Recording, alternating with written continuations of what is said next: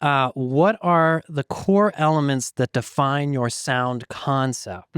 So that could be people or the physical actual, throat type stuff.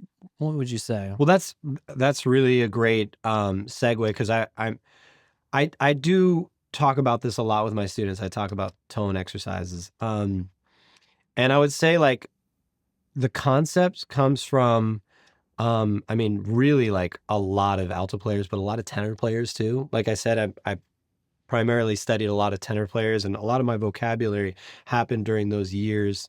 I got a lot of my vocabulary from tenor players, right? So when I'm like in subtoning and stuff like that, that's like very Ben Webster. You know what I mean? Like,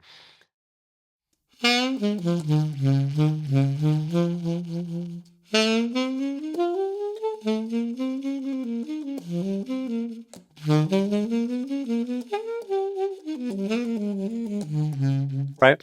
That's very like Ben Webster, and I grew up loving Ben Webster, but I wanted to transfer it to alto, and I loved, like, Dexter Gordon and stuff like that, and like, so those guys, so a lot of that Sonny Rollins, like a lot of that kind of style of tone, like big tenor tones, but like fuzzy, warm, round. I wanted to figure out a way to like merge that with the alto players I loved, and I also grew up loving like Cannibal Adderley, and Cannibal Adderley, like, yeah, we all know Cannibal, so it's like Cannibal is so distinct. I almost had to like stop listening to him because I was sounding so much like I wanted to play like him that, I had to start like really going the polar opposite way of like listening to like Lee Konitz and like, and so like these concepts kind of came from all different angles. And, like a lot of people, I think you kind of start realizing, okay, I identify with this tone and I identify with this style and I identify with this approach. And then over time, it sort of starts almost like stewing in a pot. And then you start realizing, okay, this is actually more closer to who I am. Like these ingredients that I've gotten through, all the players I named, but then also, like studying like trumpet players, even like, like studying like the tone of like Lee Morgan. Like I was like fascinated. I was like, oh, okay, well, how do I sort of incorporate like the way Lee plays? And, so it's like you start realizing like, I don't need to only be influenced by saxophone players. Like I can be influenced by even a guitar player, like just the style, like somebody that comes to mind right away, who influenced me a lot in my phrasing and stuff is like Peter Bernstein, great guitar player.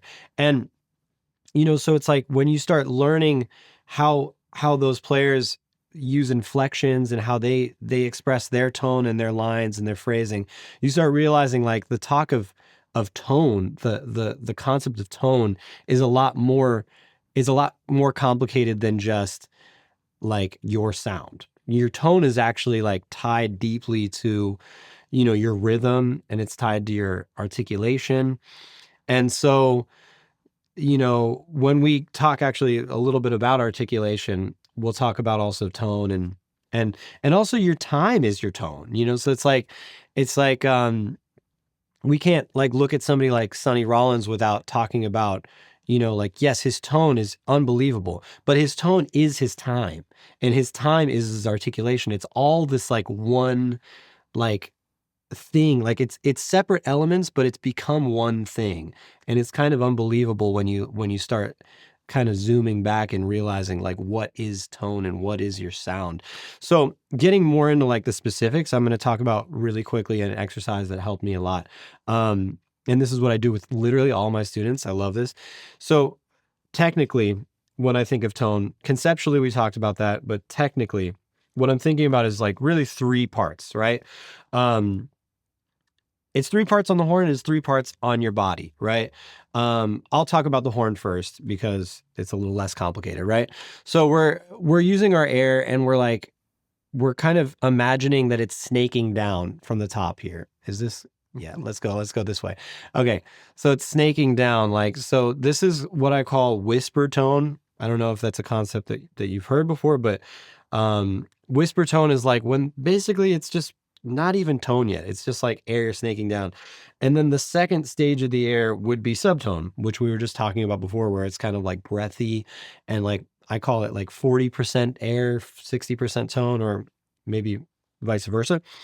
And then seamlessly getting that into full tone. So I imagine like the air is kind of stopped here, like a little Dragon Ball, and then it comes out and it goes into full tone. Now, the name of the game in those three stages of air are using these three stages of your body, or these three elements of your body, and really relaxing.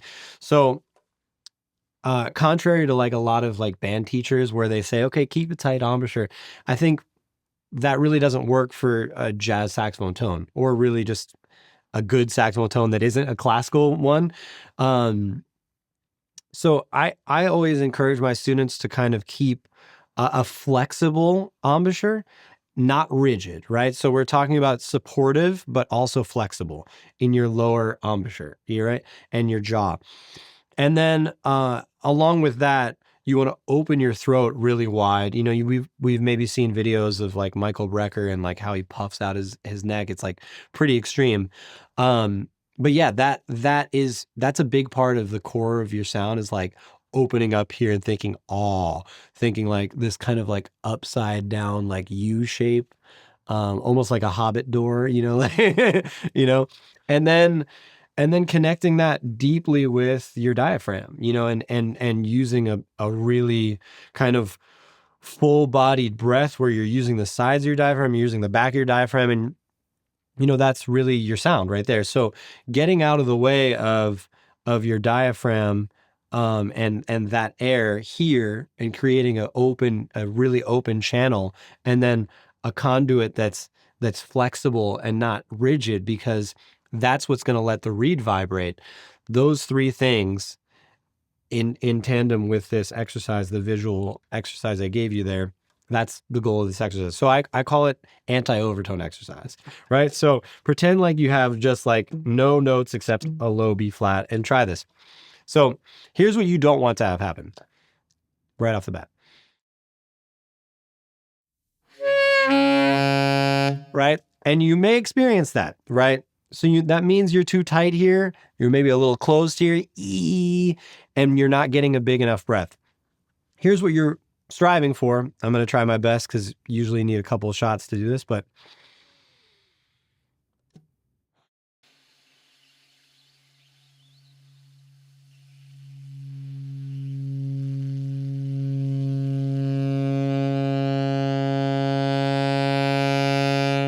right? So it seems easier than it actually is, right? You want to slow that process down and basically have this velocity of air that's like going through the horn, right? One more time.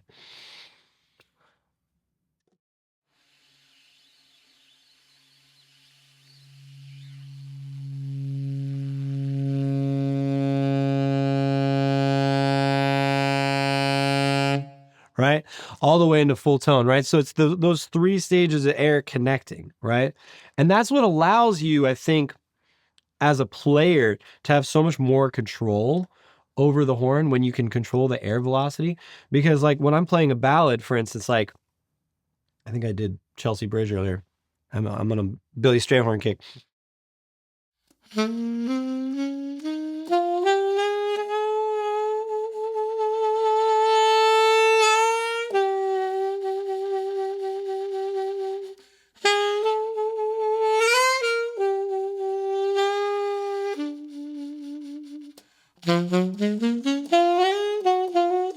Right? You can exaggerate the air. You can bring it back and forth, like forward and back, right?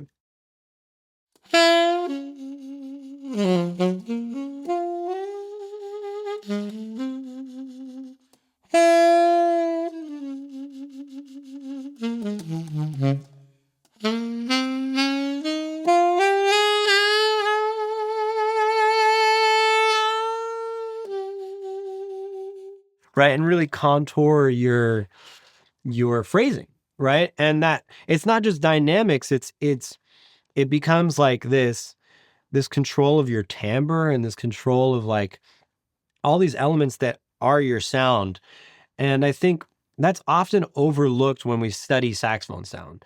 It's like, oh yeah, just have a good tone. But like, what is having a good tone? So like this to me has helped redefine what my concept of teaching tone is.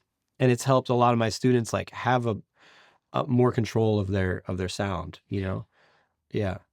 Incredible. I mean, to subtone low B flat like that from a niente whisper. Yeah. I mean, I was like, what's happening? There it is. It was like, man, that is tough. That is really it is tough. Yeah. So it's all loosening up here and getting this just working for you. Like thinking down and relaxed and thinking wide and open here and just as big of a breath as you can possibly breathe. And also learning how to breathe and not doing this when you're breathing. You know what I mean? Because then, like, you're getting a shallow breath when you have your body is tensing up here. Your shoulders. So getting all that relaxed and breathing wide and open in all of the areas, you just get a better sound, I would say. Yeah. Would you say that you have kind of like a go-to tongue position for your tone? I think my tongue is relatively like close to the reed. I would say it's not too far away from the reed. I would say it's kind of like right here, if you can see that, it's like right here. And it's just like ready to go. It's not ever making too much contact with the tip of the reed, but it is kind of just lightly touching the tip. Like whenever I play anything, involved, so actually, yeah. Can we talk about Let's this articulation exercise? So this is inspired by one of my favorite players, Sonny Stitt. Obviously, I think many of us are Stitt fans.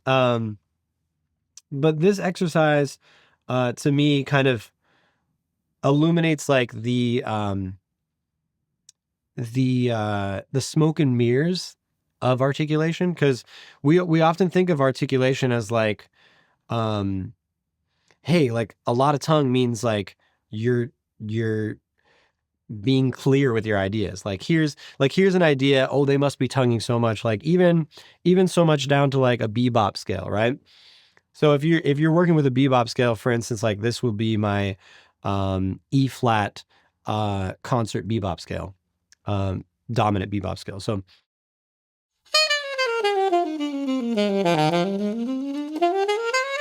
right. So I can do that without tonguing and really use my air to tongue, right? And that's actually going to be more beneficial than me going ta ta ta ta ta ta ta ta ta ta ta ta ta, right? Instead of going any tongue at all, I'm just going to kind of use my air.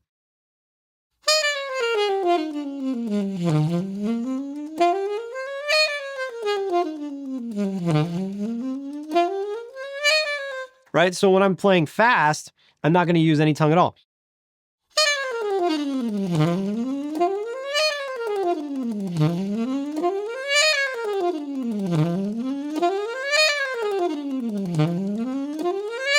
Right? But if I add a little tongue in there, it just gives a little bit of clarity. And where I add the tongue is the most important part. So si dao dao dao dao, right?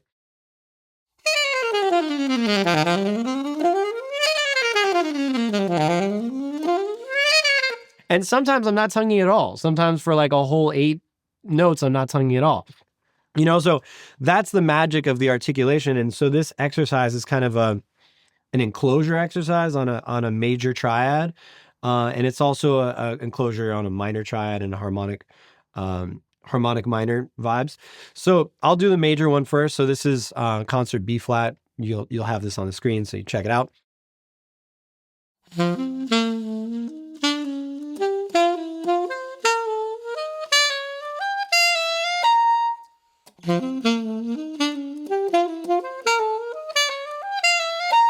So the magic of this articulation exercise, or at least from my perspective, the magic is that we're ghosting some of the notes. We're air accenting some of the notes, and then we're actually tonguing one of the notes of each of those four notes of the 4-note grouping, right?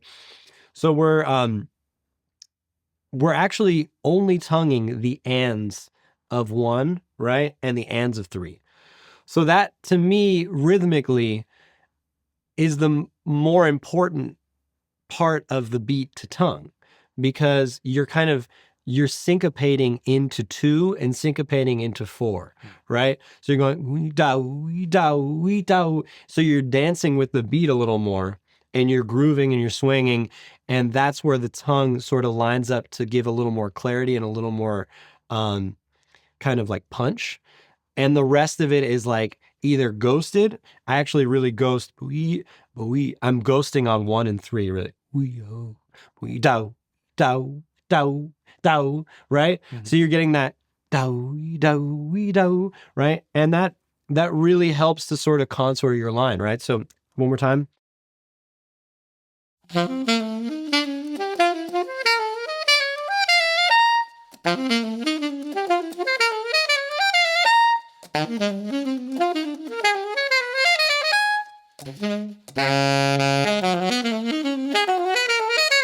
Right? So here's the melodic minor version of this. So basically we're just flatting the 3rd, right? But it has a really cool sound.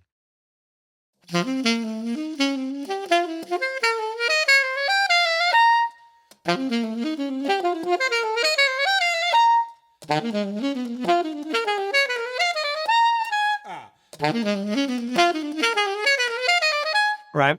So that's that vibe. And then the harmonic minor I really like too. So we're flatting the 6th. So it's basically a 3-in-1 exercise. You're getting some movement in your fingers, but you're also working on your articulation. It's really cool. So taking that through the keys is great.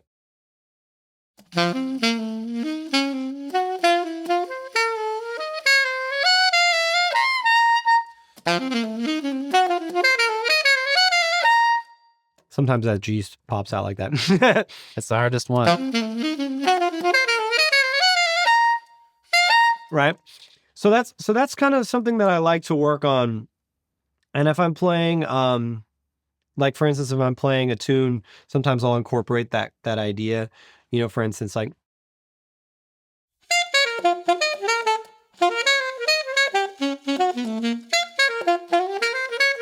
right, Segment by Charlie Parker.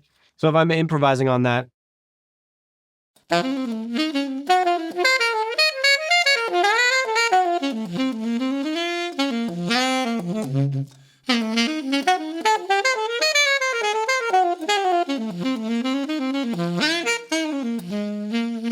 right, that kind of thing, that really helps to sort of give a little momentum to a line, you know, so it is sort of like a cool lick, but it also is an exercise in articulation. Hey there, sorry to jump in real quick while you're watching, but if you've been digging this video so far, I've got something I think you'll really want to check out.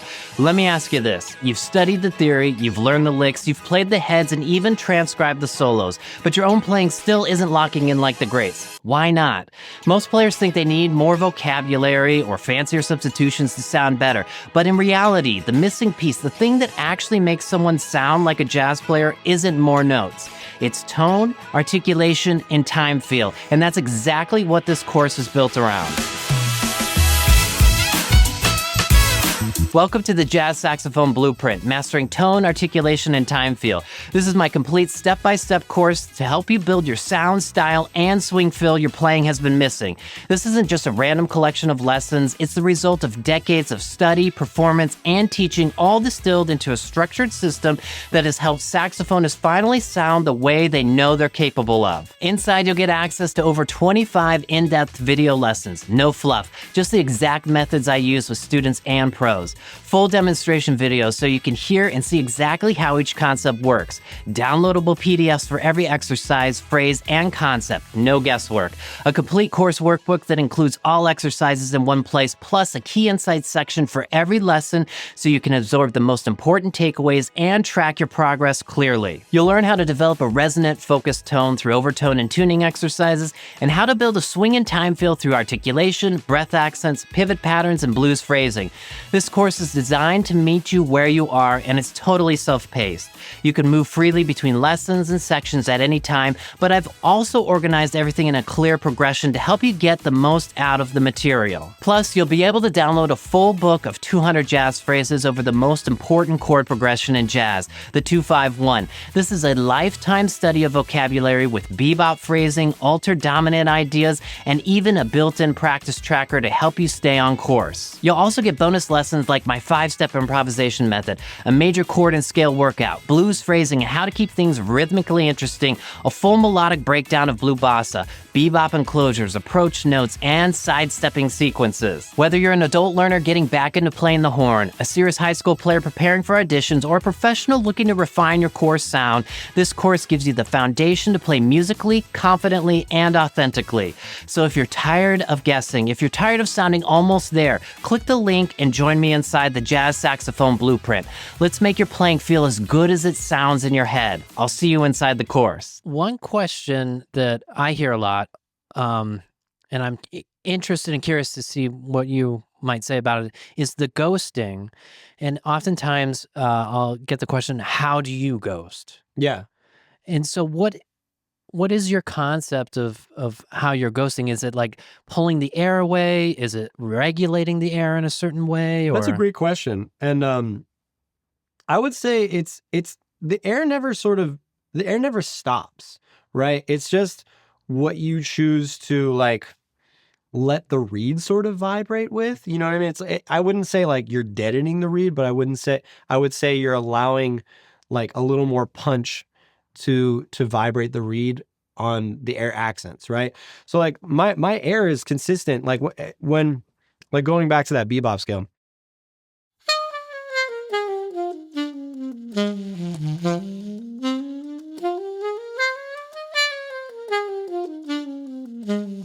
Right?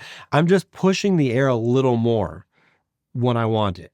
And that's where this velocity thing really comes in handy, is like realizing, okay, I can at the drop of a hat push the air a little harder or pull it back a little more. And even with that like tiny finesse of like doing it with eighth notes, like doing that kind of, having that kind of control of your air, I think that's really the goal, you know? And this is where, when I said like with Sonny Rollins, you know, like your tone is your time and your articulation.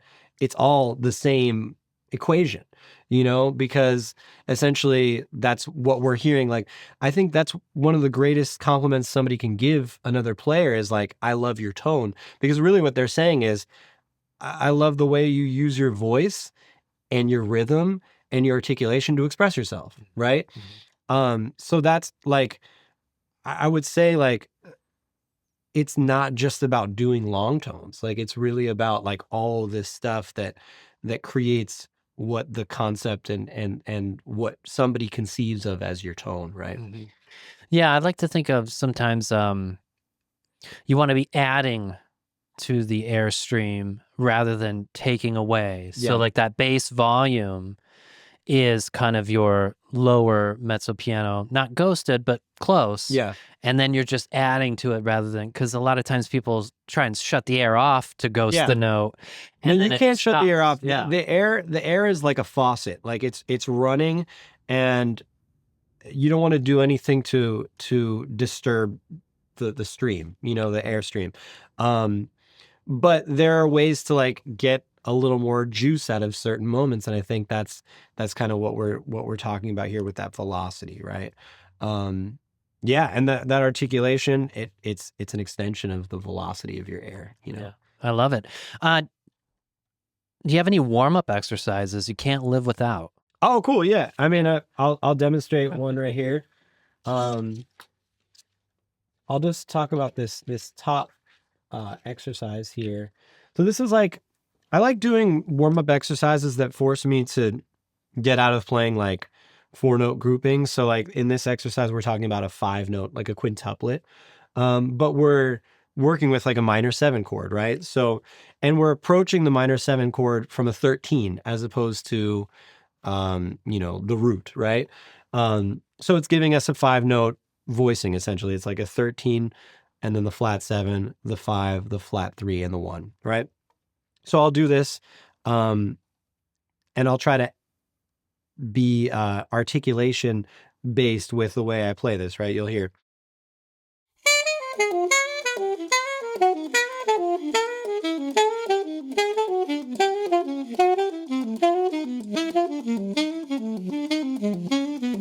Right, so I'm trying to dance with the air, right?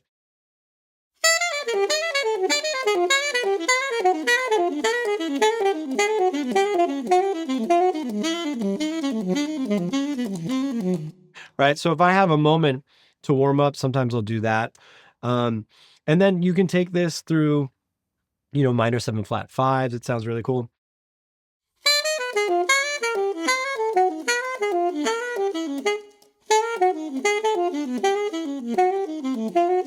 Right, sounds pretty cool. And then with dominant 7s, right?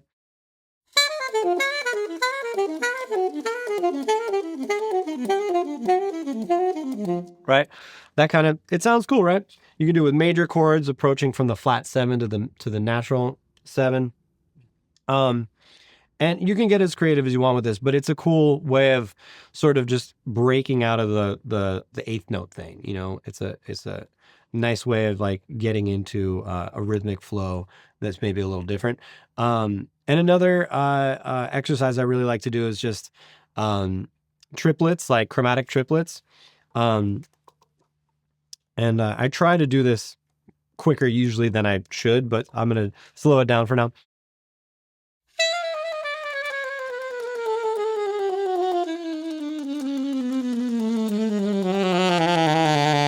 Right, just to get all my chromatic fingerings happening. So like my side C there, side B flat, side F sharp, right? I'm trying to use all like the little sort of classical saxophone fingerings. And it comes in handy sometimes to do that.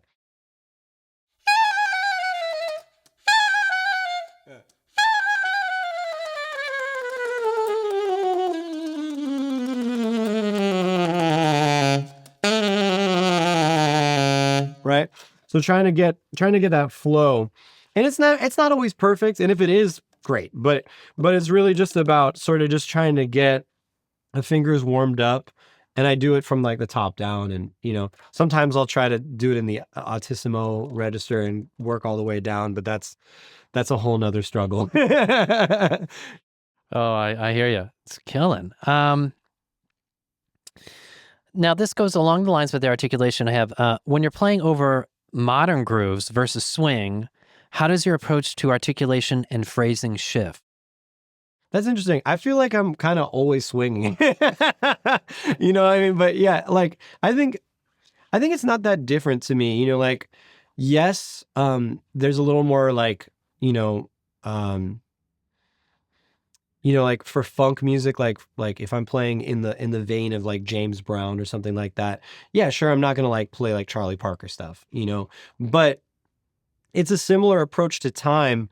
I will say like, the blues has a way of getting simpler when there's a backbeat, right? You don't want to overcomplicate that groove, right? So you want to lean into like what it is that you're dealing with on the backbeat side. So if I'm playing in a style like where it's like just one chord, like, concert B flat 7, right?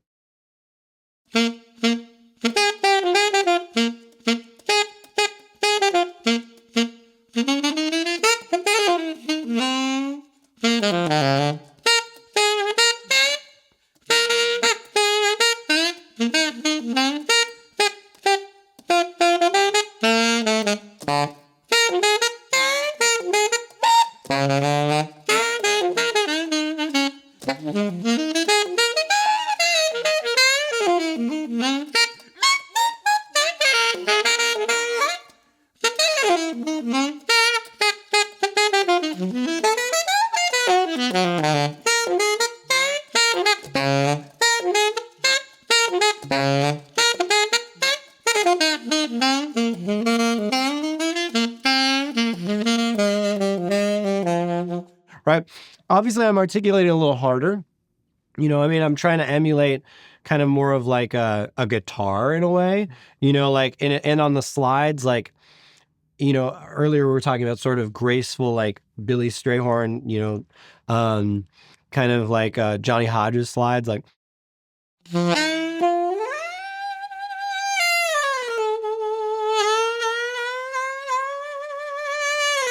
Like that kind of sliding is not what you're doing when you're playing funk music. It's like, you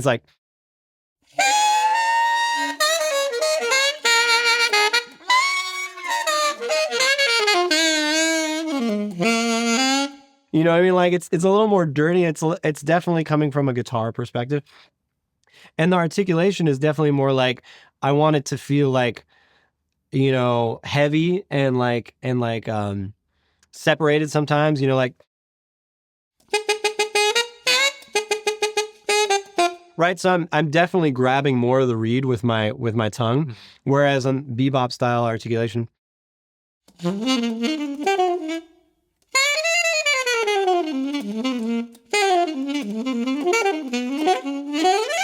right?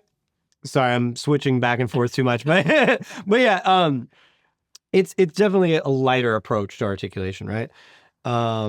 Less time on the reed. Yeah, for bebop. Absolutely. More on the reed. Yeah, I would say way more like feathering, delicate, like tip of the tongue, tip of the reed. And then on funk music, it's definitely a heavier, more contact with the tongue kind of experience, right? When you're doing some of the growling stuff, I can hear, sitting next to you, I can hear the vocalization. And are you trying to match the pitch that you're actually? Not necessarily. It almost doesn't really matter. But yeah, that kind of gets a little more dirt, in the whole vibe. No, I love it. And sometimes I've heard that some people try to match the actual pitch and some people don't. I was curious. Yeah. I don't think I'm like necessarily singing the same note, but I'm sure if I did, maybe it'd be better. I don't know. But maybe it'd be just different. I don't know. There is really no better. And the thing about that I love about like playing funk music and like playing a one chord vamp is that it really forces you to think about riffing. And I think like the art of the riff, I don't want to say it's been lost, but it's definitely like not in the forefront of like modern like jazz anymore, and to me, like that's what I loved about this music. Like when I heard like Cannonball Adderley, or when I heard, really any of the players I talked about, like they had and still have, because they're timeless, but they have this ability to reel you in with like 3 notes and be able to transform those 3 notes or those 4 notes into like you were saying earlier, like kind of a whole story, right?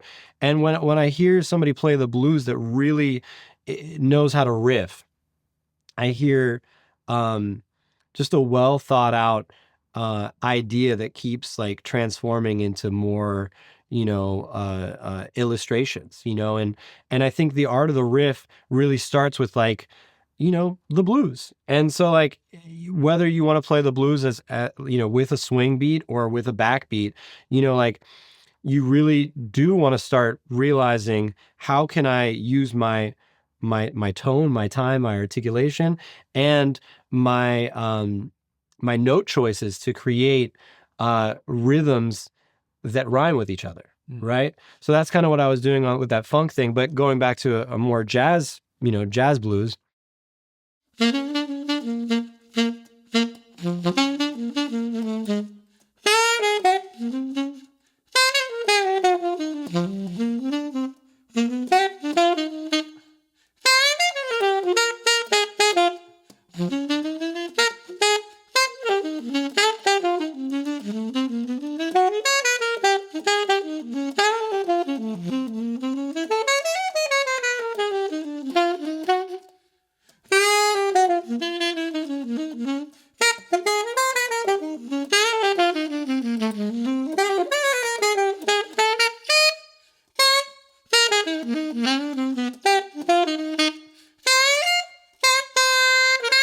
Right?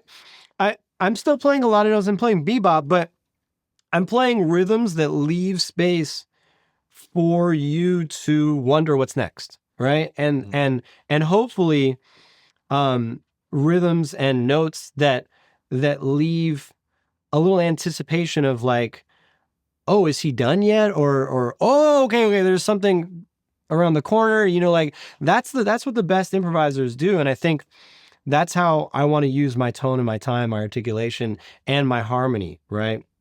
In order to create these moments of like, you know, excitement, you know, and anticipation in the music. Yeah, and a real call and response. Yeah. And conversational aspect within the line itself, not only within, you know, communicating with other players, but if you can create that within your line, Yeah. it's so much stronger. Absolutely. I love it. Yeah. Has your motivation for practicing or performing changed as you've matured as an artist? Whew. I mean, yeah, absolutely. There are ebbs and flows with motivation. But I think, you know, having sort of like deeper values in the music, you know, has given me like for instance, like I think when I was growing up, one of the things that really I identified with the music in a way that I didn't really understand was more the cultural aspect that I wasn't always aware of, because I was learning this music, you know, in school and in a predominantly, like, I would say, like, kind of white neighborhood, you know? So like when I went to school in Philadelphia and I started realizing when I was like 17, 18 years old, when I started realizing like how deep the connection of this music was with the people of the music, the, you know, the African American community, it started really like opening up different perspectives and different um relationship with the music and a different love for the music. And I had already like experienced a lot of that connection just from like listening to the music and learning about the artists and learning about reading the liner notes on the back of these records and understanding a little bit of what the struggles were. But like when you sort of dig deeper into that aspect of the music, which it really is a cultural music, it's a celebration. The blues is a celebration of triumph in the face of adversity, right? So when we like explore what the blues is, it really isn't just like a series of licks. It really isn't even a series of notes. It's like it's very much like this universal experience that was brought to the forefront into the limelight and given a shape by the Black American community. So to me, that has been like a really in my adult life has been a really kind of like groundbreaking um, uh, venture to illuminate that. And it's been sort of like ever since, you know, a young age, it's been something that I'm really passionate about, sort of giving back. And I think having sort of like a life mission that isn't just like, I want to be the greatest saxophone player, or I want to be the greatest composer, or I want to be famous, like having something that's grounded in like love for the community and love for like where the music comes from, and like, and studying that and reflecting upon that and respecting it has given new shape to like my life and my journey, you know? I love that.